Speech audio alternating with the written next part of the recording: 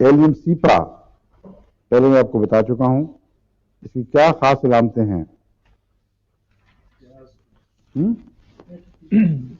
Allergy ناک سے، یہ پیاز میں جو ہاں جس قسم کی کیا کیا ہیں؟ علامات ہوں گی. کریلے کے ساتھ پکایا جاتا ہے ایلیم سیپا. سوری جی، پیاز کی علامتوں سے مراد ہے کہ کریلے کے ساتھ پکایا جاتا ہے. بتائیں نا کیا ہے. پیاز چھیلنے سے جو ہاں جو علامتیں ظاہر ہوتی ہیں، مثلا ناک سے پانی بہتا ہے اور پھر آنکھوں میں کچھ تھوڑی بہت، لیکن سرخی نہیں ہوتی. آنکھوں میں سرخی نہیں ہوتی جی، لیکن آنکھوں کے لیے نرم ہے لیکن کانوں میں خراش. کانوں میں اس کا زور کانوں پہ ٹوٹتا ہے، آنکھوں کی بجائے. آنکھوں میں بالکل ٹھیک ہے. اور اس سے گلا بیٹھ جاتا ہے، اس سے بھی گلے پر بھی عمومی طور پر زیادہ تیز ہے، آنکھوں کے لیے نرم ہے، اس لیے اس سے گلا زیادہ بیٹھے گا. یوفریزیا سے نہیں بیٹھے گا. یوفریزیا میں آنکھوں کی سرخی نمایاں، آنکھوں کو چھیلنے کا مادہ اس میں پانی میں زیادہ ہوتا ہے. اسی لیے میں نے بتایا تھا کہ رات سونے کے بعد کھانسی ہوتی ہے اور دن کو یوفریزیا کے مریض کو آرام رہتا ہے. اور ایلیم سیپا کو دن اور رات کا کوئی فرق نہیں. اس کی خراش سے جو کھانسی ہوگی وہ دن کو بھی ویسی ہوگی، رات کو بھی ویسی ہوگی. کیا وجہ ہے ڈاکٹر صاحب بتائیں؟ ایلیم سیپا اور یوفریزیا کے کھانسی کے مزاج میں یہ فرق کیوں ہے؟ آپ کو جب تک کیوں کی بات نہیں سمجھیں گے یہ باتیں یاد نہیں رہیں گی. جب ایک دفعہ کیوں سمجھ جائیں تو اتنی دلچسپ چیز ہے کہ آج خود دماغ پر یہ باتیں نقش ہو جاتی ہیں. اس لیے پوچھتا ہوں میں. کیونکہ اس کا یوفریزیا میں آنکھوں پر زیادہ اثر ہوگا اور خراش زیادہ گلے میں نہیں ہوگی، تو پھر کھانسی نہیں ہونی چاہیے اصولی طور پہ. رات کو کیوں ہوتی ہے؟ رات کو پہلے ڈاکٹر کا امتحان لے رہا ہوں. آمد تو ناک نہیں ہوگا. جی، دونوں کے مزاج میں فرق یہ ہے، جی ایلیم سیپا گلے میں خراش پیدا کرتا ہے ویسے ہی آنکھ میں نہیں کرتا. اس لیے قطع نظر اس کے کہ آنکھیں کھلی ہیں یا بند ہیں، یہ رات کو بھی لگلا گرتا ہے تو گرتا رہے گا، دن کو بھی گرتا رہے گا اور خراش پیدا کرتا رہے گا. اس لیے ایلیم سیپا کی کھانسی میں آپ دن اور رات کا کوئی فرق نہیں دیکھتے. لیکن یوفریزیا کی کھانسی میں دن کو اس لیے آرام آتا ہے کہ اس کا زور آنکھوں کے راستے باہر نکلتا رہتا ہے اور آنکھوں میں خراش پیدا کر سکتا ہے، اندر نہیں کر سکتا. رات کو سونے کے بعد آنکھوں کا پانی بھی گلے میں اترتا ہے کیونکہ وہ شفا تو ہوئی نہیں، اور جب وہ گلے کی طرف اترتا ہے، لنگ میں جاتا ہے، تو چونکہ آنکھوں سے نکلنے والا پانی خراش والا ہے، اس لیے وہ پانی جب اندر اترتا ہے تو رات کو کھانسی پیدا کر دیتا ہے.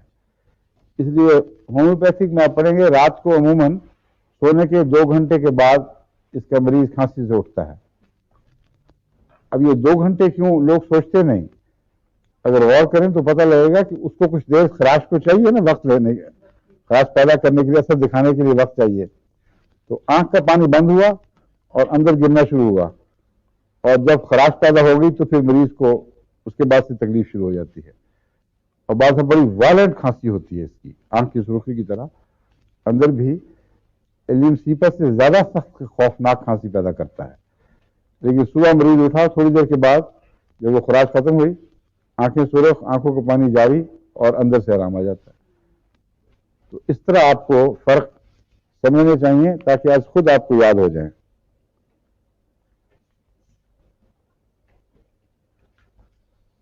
لیکسس کی طرح بائیں سے دائیں، یہ بھی ایک علامت ہے جو آپ کو پیش نظر رکھنی چاہیے. پیاز میں بھی یہ بات لیکسس کی طرح پائی جاتی ہے کہ بائیں سے دائیں حرکت کرتا ہے مرض. اس کا جو زہر ہے وہ عموماً دائیں طرف کو زیادہ پسند کرتا ہے، بائیں طرف کو بائیں سے آغاز کرتا ہے، اور جب جسم اس کا دفاع شروع کر دیتا ہے اور بائیں طرف کو ٹھیک کرتا ہے تب یہ دوسری طرف بنا لیتا ہے. تو اس کی عادات میں اوپر سے اندر کی طرف حرکت نہیں ہے بلکہ دائیں سے بائیں طرف حرکت ہے. ایسی بہت سی بیماریاں آپ کو ملتی ہیں بائیں سے دائیں. لیکسس جب کہا تو بائیں سے دائیں، اگر میں دائیں سے بائیں کہہ رہا ہوں تو غلط کہہ رہا ہوں. بائیں سے دائیں کی طرف حرکت. ہاں وہ بھی بائیں. وہ ایل سے یاد ہوگا یہ لیفٹ ٹو رائٹ. بالکل ٹھیک ہے ٹھیک ہے. اب ایل سے آپ کو رائٹ ٹو لیفٹ میں نہیں یاد ہو جائے. ایل سے لیفٹ ہوتا ہے جی. لیکن ایک اور پرابلم آنے والی ہے آپ کے لیے, وہ بہت بڑی مصیبت ہے. لائکوپوڈیم رائٹ سے لیفٹ کی طرف جاتی ہے. تو آپ کے ساتھ رومال کی گانٹھوں والا حال نہ ہو جائے. سنا ہوا ہے نا کیا حال تھا؟ ایک آدمی بھول جاتا تھا جی, اس کو کسی نے کہا ایسوسیشن کے ذریعے یاد کیا جاتا ہے. تم یوں کرو کہ جو تمہیں کام کرنا ہے اس کے لیے رومال میں ایک گانٹھ دے دیا کرو. یہ عام ہندوستان میں مشورہ ہوا کرتا تھا. کہ وہ گانٹھ دے کے چلا گیا, اس نے کہا مجھے بازار جا کے مجھے یہ تو پتا کہ گانٹھ دی ہوئی ہے کچھ ہے, کہ وہ کیا ہے یہ یاد نہیں رہا.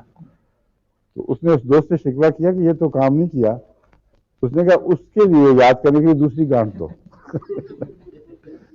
یہاں تک اس کا سارا رومال گانٹھوں کا رومال بن گیا جس کا گت ہوتی ہے, اور آخری گانٹھ پر اس کو یاد نہیں آتا تھا کہ میں کیوں یہ دی تھی. اب ایل سے آپ نے وابستہ کر دیا اس کو, اور آگے لائکوپوڈیم پڑھیں گے, وہاں بھی لیفٹ ٹو رائٹ ہے. اس چکر میں نہ پڑ جانا. ٹھیک ہے. سانپ کے اندر عموماً بائیں طرف کا حملہ ہے, بعض سانپوں میں دائیں طرف کا ہے, اس طرح یاد رکھیں. اور عجیب بات ہے کہ سانپ اور پیاز کا بھی ایک تعلق ہے. سندھ میں سانپوں سے بچنے کے لیے یہ مشورہ دیا جاتا ہے کہ اپنے ارد گرد پیاز ڈال کے سو تو سانپ نہیں آتا. اور وہاں بعض سانپ ایسے ہیں جو آگ سے گھبراتے ہیں, اور بعض اس سے آگ سے تو شاید سب سانپ ہی گھبراتے ہیں, لیکن بعض سانپ پیاس سے خاص طور پر بڑا دور بھاگتے ہیں. اس لیے اس سے آپ کو یاد رہے گا کہ لیکسز اور ایلیم سیپا میں ایک طبی ایک جوڑ ہے, اور ایک طبی مناسبت بھی کہہ لیں.